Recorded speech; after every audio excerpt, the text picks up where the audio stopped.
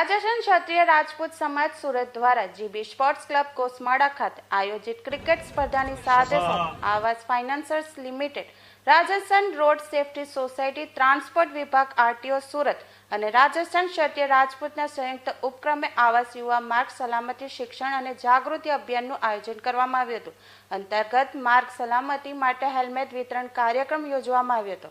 જેમાં પ્રશિક્ષણ બાદ 300 યુવા ખેલાડીઓએ દેશમાં સ્વચ્છ, સ્વસ્થ અને સલામત માર્ગ સંસ્કૃતિ વિકસાવવા અને વર્ષ 2047 સુધીમાં માર્ગ અકસ્માતોથી મુક્ત રાષ્ટ્રનું નિર્માણ કરવા માર્ગ સુરક્ષાના પ્રણેતા તરીકે શપથ લીધા હતા. કાર્યક્રમના મુખ્ય મહેમાન મોટર વાહન વિભાગ ગુજરાતના અધિકારી SR બોદરે તમામ અગ્રણીઓને સલામત માર્ગ સમૃદ્ધ ભારત બનાવવાના શપથ લેવડાવ્યા હતા અને ગુજરાતી ભાષામાં લખેલા ખાસ માર્ગ સુરક્ષા સંદેશાઓ સાથે હેલ્મેટનું વિતરણ કર્યું હતું. તેમને આવાસ financiers લિમિટેડની team, Rajasthan road safety સોસાયટીના પ્રમુખ રીતુ ચૌહાણ અને તેમની ટીમની આવી ઝુંબેશ ચલાવીને જીવન બચાવવા બદલ પ્રશંસા કરી હતી અને તમામ યુવાનોને અભિયાન સાથે જોડવા બદલ આભાર વ્યક્ત કર્યો હતો અને દેશમાં વધી રહેલા માર્ગ અકસ્માતોને રોકવા માટે દરેકને અપીલ કરી હતી.